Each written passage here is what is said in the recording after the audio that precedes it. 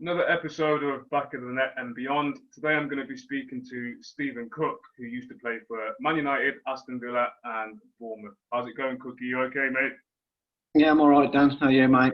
All good, all good. Long time no see, long time no speak. I think the last time we seen each other was when you came on loan to Bournemouth, and I was obviously there, signed already. So, yeah, I mean, how's life been? Kind of, obviously, we're all in lockdown at the moment and have been for a year now.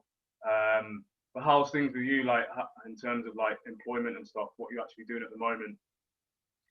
Yeah, at the minute, mate, I'm just doing a bit of coaching.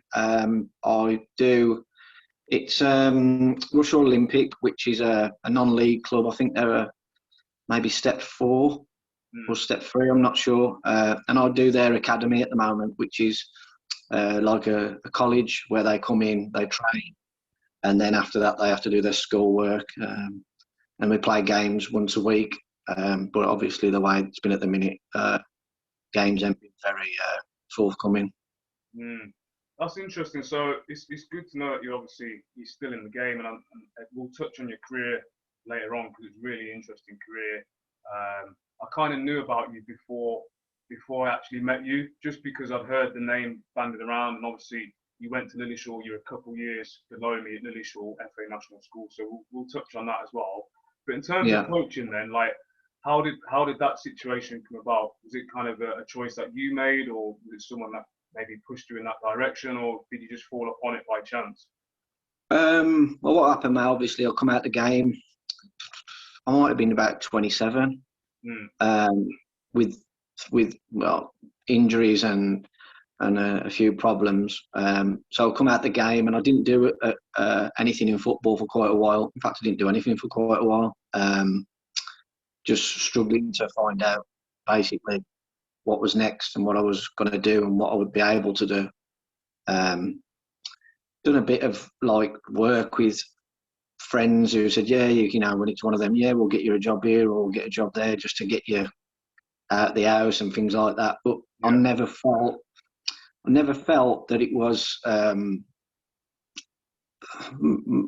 maybe for my own doing, I never felt like that was my place. Everybody was nice and things like that to me, but I just didn't think, you know, this was for me. And probably the people there knew it weren't for me. Do you know what I mean? It was just like a favour sort of thing to get me into something. But then a friend of, I knew him from and about in the local area. He was manager of a non-league club in the area called Walsall Wood. He was manager there, and he asked me to go and do a bit of coaching. Did a bit of coaching, and then he went on to get the manager's job at Chasetown. Don't know if you've heard of Chasetown. Yeah. Local club by myself, about 10 minutes down the road. Really good club. Had a few decent runs in the FA Cup. And the manager just said, like, I'd like you to come and be the coach there as well. So dropped in on that. Really enjoying that until the COVID, obviously. And then I'm from the area of Rushall Academy, which is a league above Chasetown. So I'm right next door to that. That's like stone's throw away from the house. They do the academy. And what happened was they just asked me to go in and do a bit of coaching. Through the period where it's a bit sticky with people not, you know, with the shielding and things like that. The coach wasn't allowed to go in. Gone in there. And to be fair, mate, I've just picked up doing bits and bobs at coaching. So now I do a bit of coaching on my own as well. Do a bit of coaching for a local academy in the area. And yeah, it's just bits and bobs. So none of it's actually full-time work. But I'm really busy with it, if you know what I mean. So it's quite good. That's really interesting. And I mean, obviously, so you said you're coaching at like different levels and you're really busy, which is great. But how are you finding kind of seeing things from different perspectives now that you're a coach? Because we all know what it's like when we play. We've all got opinions of ourselves, teammates, and like managers and coaches as well. So now you've kind of stepped away from playing and you're now on the other side of the fence, so to speak. How are you finding that? Yeah, it's quite hard at times, mate. I still stick to my principles as a little bit to when I was a player. You know, I'm pretty much, you know, I'll stick to them. And I just try and get the lads to sort of, I know the game's moved on a little bit, but I always preach, technique, your first touch, get hold of the ball and your passing and things like that. Don't try and coach anything out of them that's natural. But I just, just work on your first touch and your passing, because that, that's going to stay with you forever, and the game, whether it moves on or not, passing and control.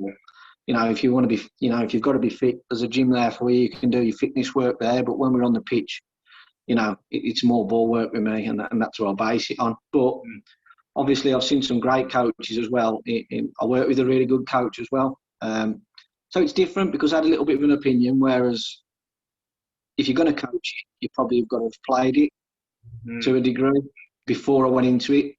Now looking at it, I think I got that from, because when we were growing up, Dan, I think you probably had coaches as well who were all ex-players mainly.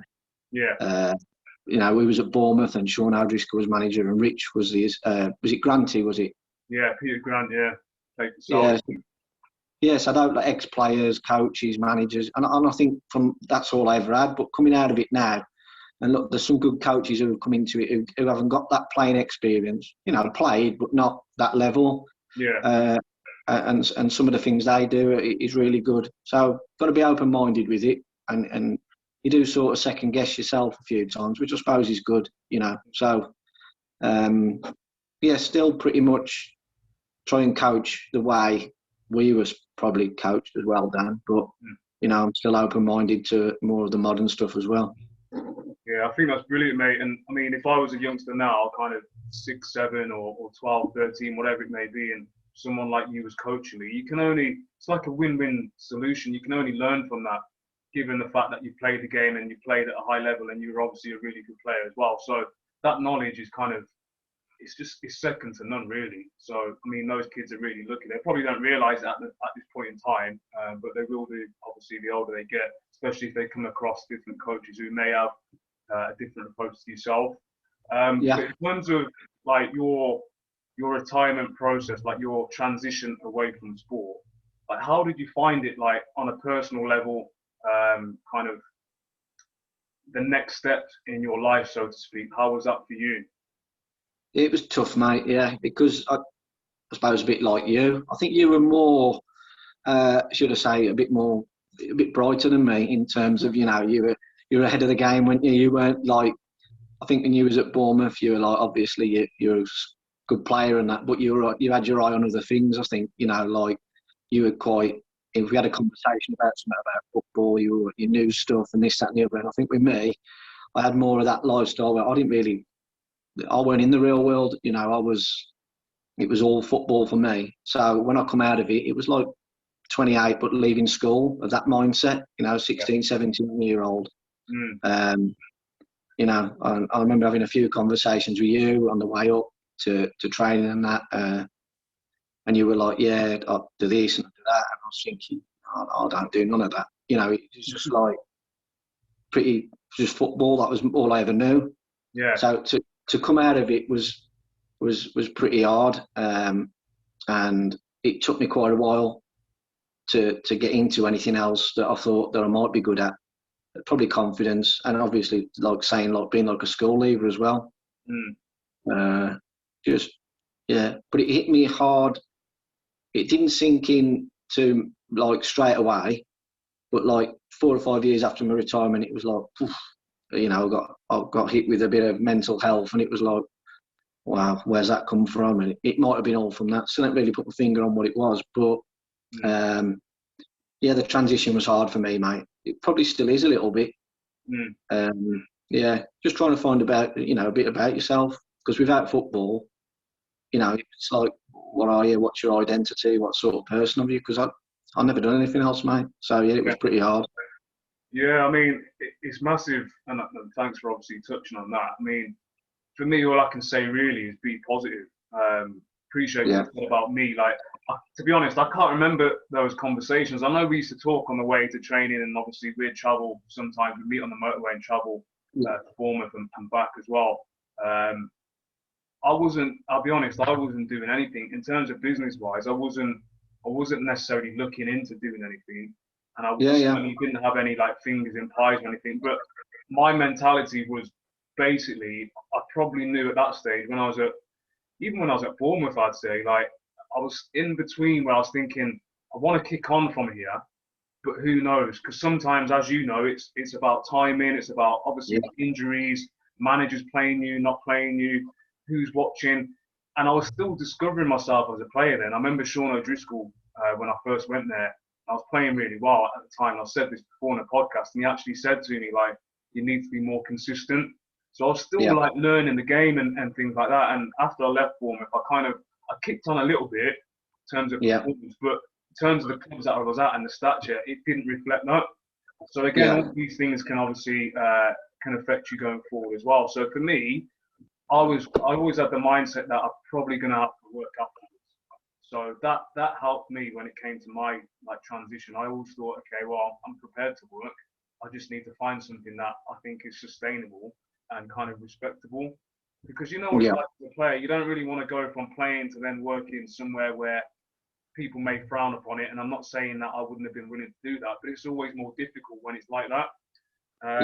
So I completely understand where you're coming from that perspective. In terms of obviously, so you mentioned when you transitioned, it was pretty difficult for yourself. But like, did you get any help at that point from anyone? So like the PFA, did you draw on their their help, or did you speak to the FA or anyone like family or anyone at all? Not really, mate. Not really. No, I didn't. I'll be honest with you. No, I don't think I did. I think everybody. I think I thought I was fine as well. You know, so when you're fine, you think you're fine. Everybody else thinks you're fine. It's just, you know. But like you said, I think you hit the nail on the head. I think rather than you. I think I said that you were a bit more looking at other things. That's not the right way. I think your outlook on it was better. So like you said, you were just like, well, I've got to find something to do now. I know I can do it. What is it going to do? Whereas I was like, I can't do anything else. Do you know what I mean? That was my outlook, and that's probably why it took me so long to fall into something. I never thought I'd be a coach, never. But saying that, I'll say it again. Probably my outlook on it is like it's all I know, really, because the way I've lived my life. But yeah, definitely having a more positive outlook on it would have probably given me a better chance to go into something a little bit better.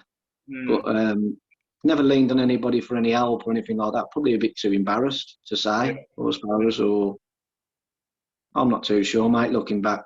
Yeah, no, I completely resonate with what you're saying because it's not easy. It's easy for people from the outside to say, oh, I'll do this and do that, but everyone's different. I never wanted to go to college or uni when I was playing. I always thought, well, I just want to play. Again, I still had that mindset that, yeah, I'm willing to work, but I just didn't want to go to uni just so I could tell people, oh, yeah, I'm playing football and I'm going to uni, because I don't want to go there and study something that has no kind of interest for me, with no kind of goal at the end of it. So all I can say to you is, obviously, from that perspective, just be positive, because like in football, and you've heard it many times where people will say, oh, you never know who's watching. It's the same now for you. Like you're on the podcast, people may see something in you just from what you're saying in the podcast, and then they reach out to you. It's happened many, many times to other people that I've had on. So like I said, when you're coaching as well, you never know who's watching at the end of the day. No, of course, yeah. Definitely, mate, 100%. In terms of, like, obviously football, when we were growing up and playing, again, we're going back kind of years now, things were slightly different, especially like the mental well-being side of things and whatever else. Why do you think, like, some athletes find it hard transitioning away, or even speaking about retirement? Because I know when I was playing, and obviously when you were, it was always seen as a bit of a negative thing, especially when people broached you with the conversation. It was always a kind of, well, what are you going to do afterwards? And it's like a bit demeaning in terms of like underestimating your character and stuff. But again, like that side of it, for me, that used to frustrate me. But I don't know how you felt about it. I mean, why do you think some people find it hard to kind of step away from their chosen sport?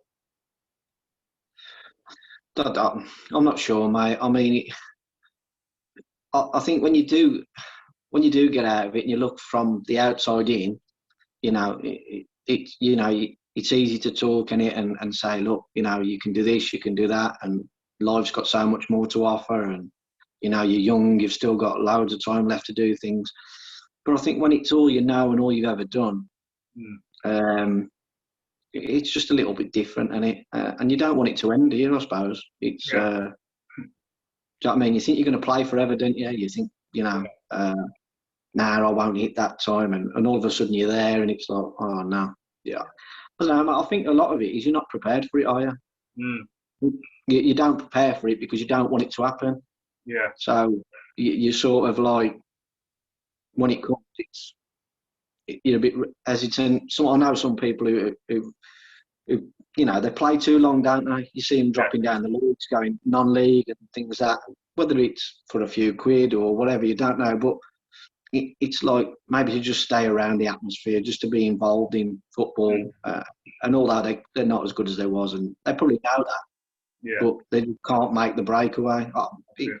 It's a weird one, mate. I think it's more football than any other sport, I suppose. I think it's boxing as well as another one, but you know, you see the boxers, don't you? They retire and then they go, oh, I'm coming back. Yeah, 100% true. 100% true. I want to touch on your career a little bit. And again, I said this right at the start. Like I was aware of you and I heard about you just through the grapevine in football. And this is going back like years now. So I'm talking like 15, 16. So I had just left Lillishall at 16. I think you guys were the last year before it became defunct. So in your year, you had like Leon Knight, Defoe, and Leon Britton, and other players that were really good as well. So you obviously got into Lillishall. We all know how hard it was to get into the FA National School. It's probably about, a year or 2 years worth of trials. How did you find it, like leaving home, 14, really, really young? I mean, my daughter's 12, and I look at her and I think, mate, a couple of years and I was leaving home. So how was that experience for you? I loved it, mate. I thought it was brilliant. I know some people, it's all about the individual, I suppose, at the end of the day. I think somebody spoke to Craig Simmons, remember Simo? Yeah. And he actually said, looking back, we shouldn't have done it. You know, too young. Yeah, too young, and everything was, you know, different and things like that. In this day and age, they probably wouldn't do it. But I loved it, mate. I thought it was brilliant. It's definitely my best time in football. Yeah, 100%. It's up there for me. I mean, obviously, when you leave at 16 and you have like 10, 15 years span in the game, and I look at some of the coaches I've had, and I always say, like, in my top 3 is Keith Blunt. Keith Blunt, yeah.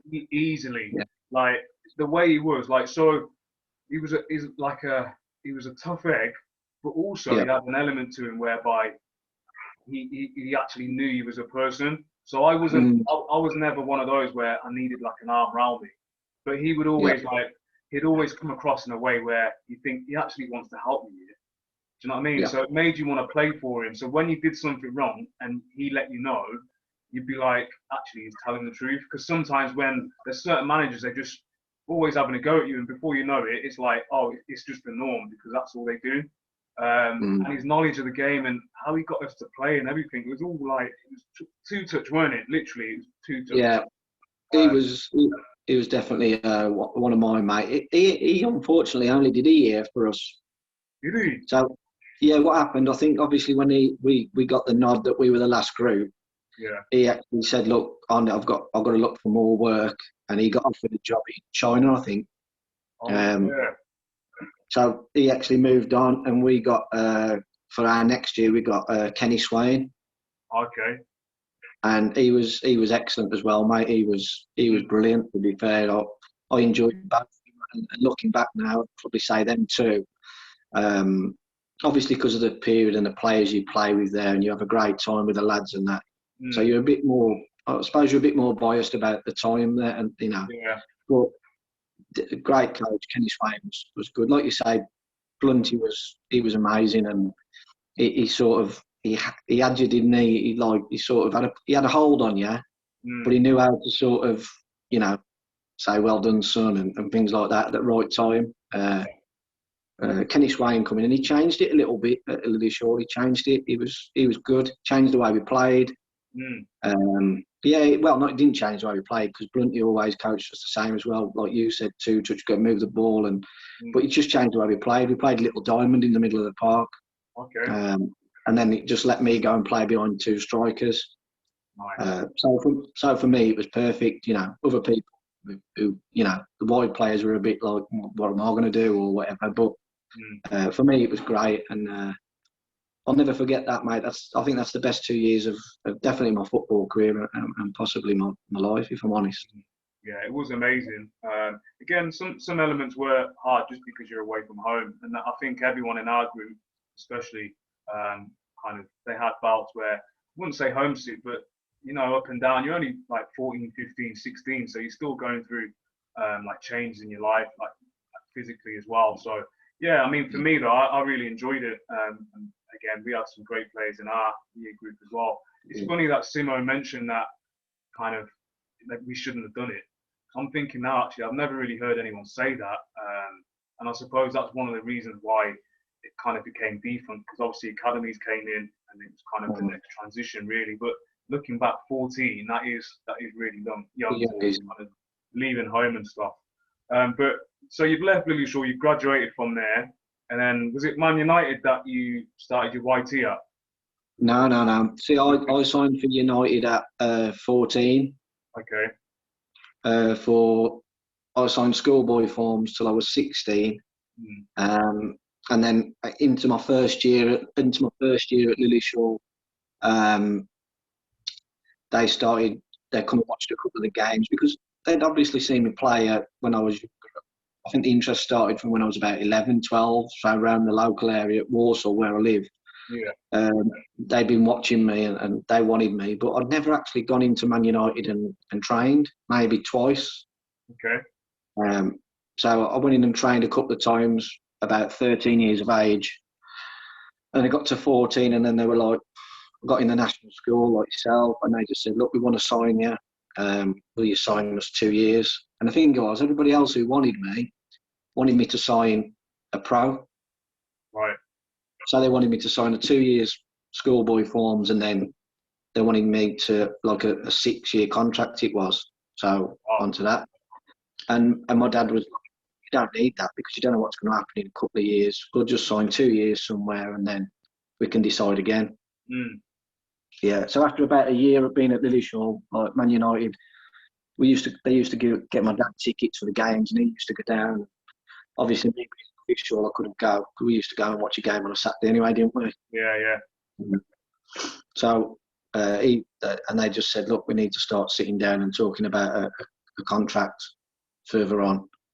And I didn't think like the second year at Lillishall, mate, I really come into my own because I was a bit more physically, you know, developed, and I wasn't as big, but it made a huge difference that from when I used to go past players, I had that extra bit of pace, like you know, like yourself, you had that little yard of pace to get away, and that didn't come for me until I was about 15, 16. So. Yeah, they offered me a 5-year contract, but because I was at Lillishall, and I think I got sucked into the environment with being pals with local lads as well, and Villa always wanted me. So I sort of turned the contract down at Man U and went to the Villa. But I could have gone to a few clubs, but I think Man United weren't happy about it. And they made, I think they made a few quid on me. I think so. I went to the Villa in the end. Yeah, nice. Biggest mistake of my life. Really? We'll touch on that then. So obviously, so you've gone to Villa now, and you're thinking, okay, well, closer to home. Hopefully that will bode well going forward. So then you've gone into the youth team, obviously got into the reserves, and then we first kind of met up when we were at Bournemouth. So I was obviously there as a player, and then you came on loan. So how was it then at Villa? So obviously you got to a stage where I'm assuming you wanted to play first team football. So how did that come about?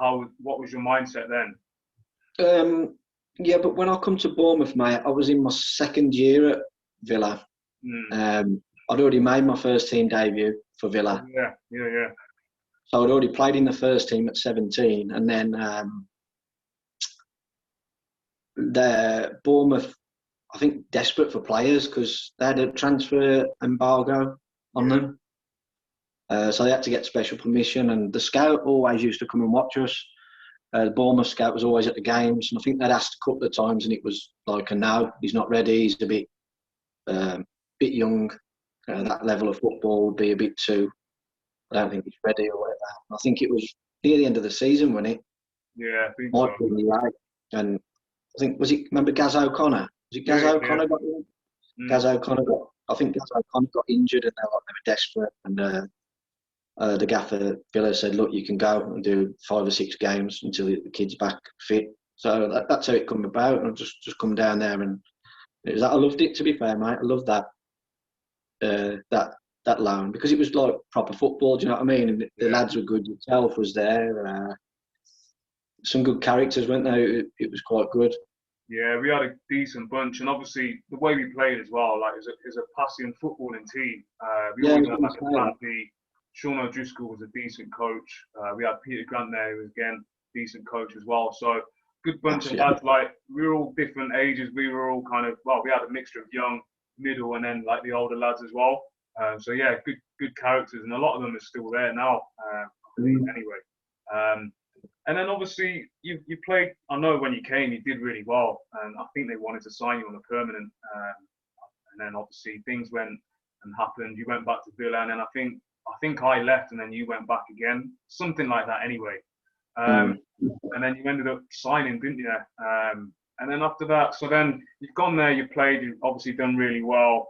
And then what was the situation after that? Did you just go back to? I went back to Villa, and then John Gregory, who gave my debut, left, sacked. I'm not sure whether it was one of the two, whatever, but he'd gone. I still had like 4 years, because what happened is signed a contract for 5 years at the Villa. So, you do your first year YT and then you get 4-year pro. Yeah. That's what I got. But because I made my debut at 17, they ripped up my contract and gave me another one. Nice. Okay. So I got a new contract. So I had like another 4 or 5 years left at Villa after that Bournemouth loan. Graham Taylor come in and he was like, nah, just don't see it. He doesn't work back or this and that. And there was always an issue with it. And then I didn't even get reserves. Wow. I think the reserves started, and I weren't in the reserve team. And I remember thinking, might have to go. Got 5 years left on a contract. I don't know what to do. But you know what football's like. 1 week to the next, it can change or whatever. Yeah. I was still only just 18, mate, as well. So, but because I'd had a taste of first team football, it was like, well, I should be playing reserves at least. I don't be playing under 19s now.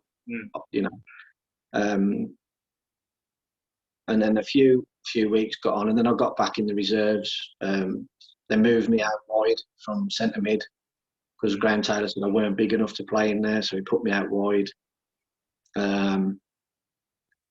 Doing all right, got used to the position. I'd never played there before, and it suited me a little bit. Yeah. So, and then after a bit, he just said, "You've been doing really well, or whatever, and keep going." And that's all it was. It wasn't like, "Oh, you'll be in soon," or whatever. Yeah. And then all of a sudden, like we played a game, and he come up to me and he just said, "Look, you've been brilliant." He said, "Like, I've told the reserve team manager to make you captain of the reserves, and you'll be training with the first team now, and you'll be back with us." And that was it took about 6 months, and then he gave my Premier League debut. Oh, nice.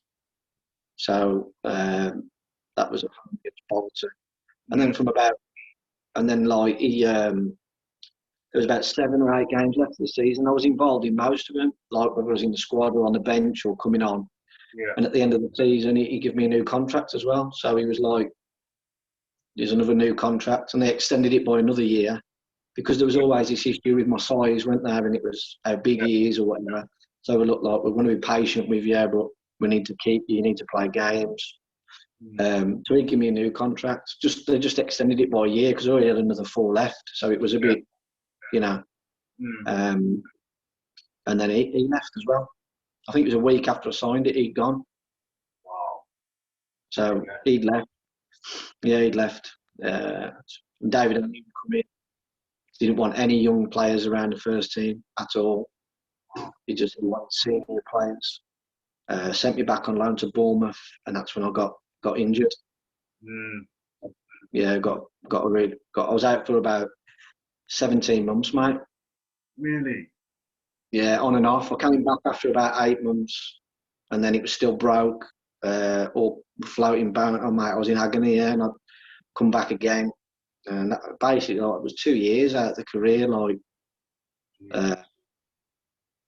just missed a massive chunk, and I just weren't the same player. I thought I was going to have to retire there and then. Really? You know, yeah, I thought that would have been it. But Bournemouth said, look, Sean obviously said, look, we'll have you. You know, don't retire, we'll take you. Just come in and we'll have a chat or whatever. So I went down, and it was one of them. Like you say, he played football, didn't he? And I needed that. I needed that, especially in that league at that time when we played. There weren't many footballing teams in it. Yeah, exactly. It's a tough one. Yeah, horrible, mate.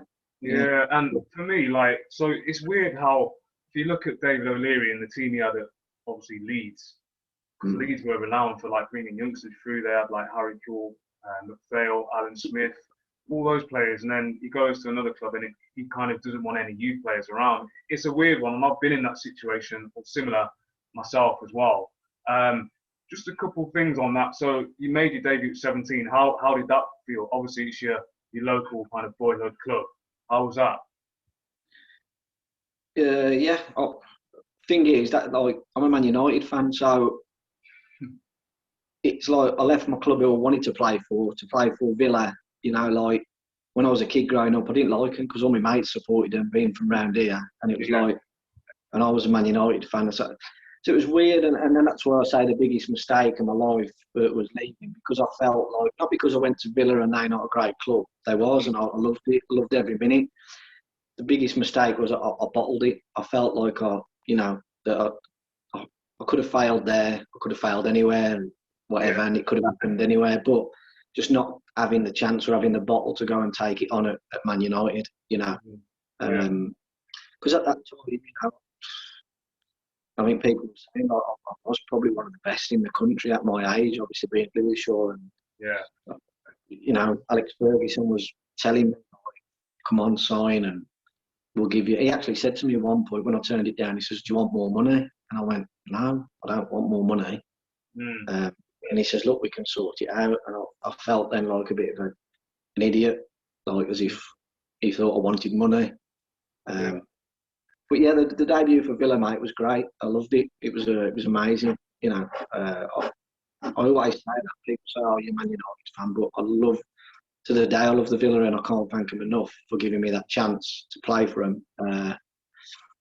But the debut was against Celta Vigo in the European Cup, so it was it was a good one because there weren't, it was one of them. It was like you have the ball, we have the ball sort of thing. So you got plenty of touches of the ball, and it was good. We lost, I think, but it was nice to get on and play proper football. Massive, mate, massive. And again, you did touch on it. I was going to say anyway, in terms of you at that age, you were ridiculous, and you were. I'll make no bones about it. I remember hearing people talking about this kid and that, and I was like, wow. And the thing is, because I'm small, when people talk about when people used to talk about other small players as well, it's I'd root for them more because it's harder. I'm not saying it's easier for bigger players, but it is naturally more hard. Well, it's harder for smaller players because you had it yourself. I think I was one of the lucky ones throughout my career. I didn't really have the too small kind of comment made about me. There was one time when I was at Lewisham, and I think it was Mickey Adams, and he was talking about if you were bigger, then you'd be playing and stuff like that. And that was the only time I heard it in my career. So yeah, I mean, yeah, I completely understand where you're coming from that perspective. One thing about Villa, I always remember when we were playing in the youth team. I think we only played them a couple of times. They always had really good players, but I always looked at it and thought, I'm glad I'm not there, purely because some of the coaches that were there, I remember like when we were playing games and that, and they just used to shout like horrible things at the players. But other than that as well, like aside from that, they always seem to have like, loads of players, just loads, like loads of players, and I just used to think, like, what competition. Yeah, what chance have you got? Like it's just ridiculous amount of players for me. Yeah, mate. Our Villa team was like, we won the under-17 league with about 3 or 4 or 5 games to spare. I think it was. We never lost a game. Yeah. We had some really good players. The year below, they won the FA Youth Cup. My year got to the quarter-final and got beat by Arsenal, which were like an unbelievable team. Yeah. So like, youth team was so strong at Villa.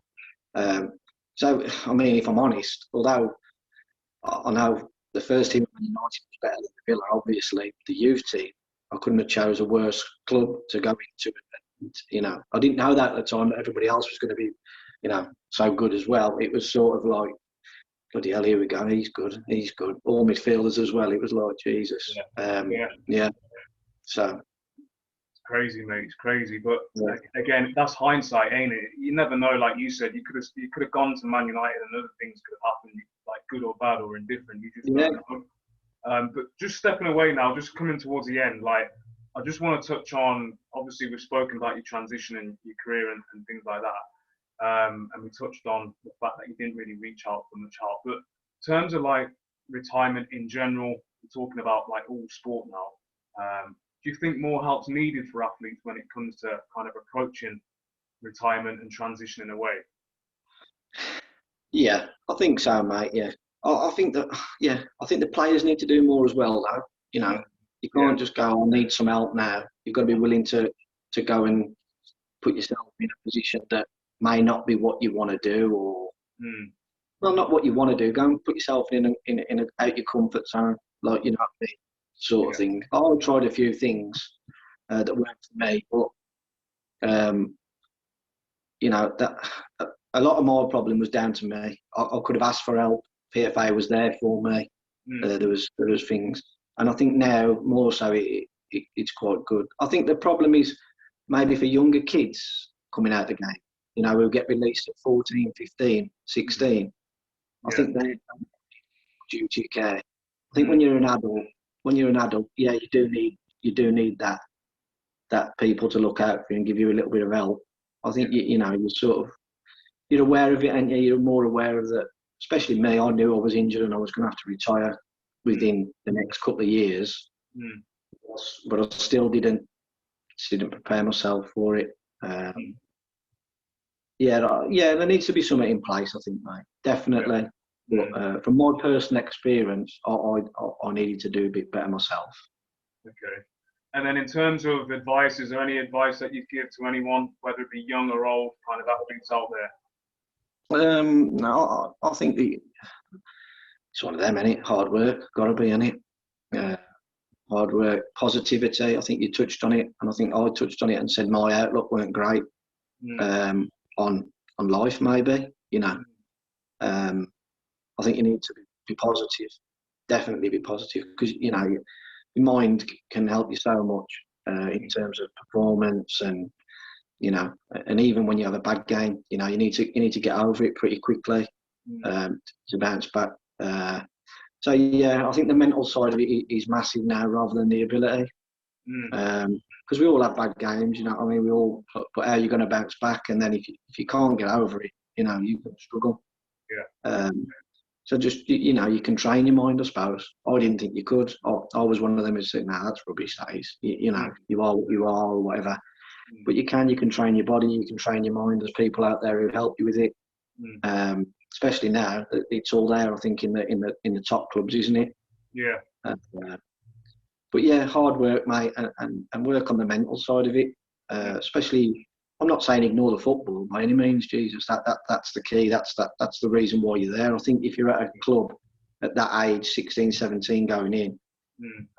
Or like you say, in any sport, you know, whatever you do, you've got to be good with the ball. But just look at the other side a little bit as well. Just your attitude, mate. It has to be your attitude. You can't get away from it, can you? I don't think. No, 100%. And you're right with regards to like positivity and the mindset. That can help you so much going forward. In terms of like retirement and transition in a way, is there any advice behind that? Any approach that you'd advise young and older players to take? Yeah, mate. Like we said, like we touched on, definitely just be positive. Go and do it. Go and try something, even if it ain't for you. You might just drop on something. Like you've said, you never know who's watching. So you could get picked up doing something you didn't want to do and end up doing something you want to do from going in and putting yourself in an environment that you weren't comfortable in the first place. But then you meet somebody who can help you get into something else or just something like that. You know, just don't be afraid to fail, basically. Same in football, I think. Just go in there and try. Just go and have a try at things if you can. I know people need money and a job, but if you're not happy, then you know it's irrelevant. So I'd just say go in and have a go at anything, even if it ain't for you. Just try it first, and you'll stumble on something that maybe is. 100%. I agree with everything you said there. Appreciate you coming on once again. Great to catch up. Obviously, good luck with everything going forward. If you want to just let everyone know again the team you're coaching at, and then where we can find you on social media if needs be. Yeah, I'm on social media, mate. I'm obviously on LinkedIn, which got me off. I'm on Twitter as well. Don't do Instagram, I don't think. I do, but I don't think I look at it that much. But you can have a look at Chasetown Football Club. They're all over social media on all platforms, and Rushall Olympic FC they are as well. So hopefully it will be all positive when we get out of the lockdown, mate. Awesome, mate. Keep up the good work. Obviously, try and keep in touch along the way, and we'll go forward from there, mate. Thanks for coming on. Yeah, top man, Dan. Nice to see you, pal. Nice one, mate. Speak soon. See you, mate. Bye.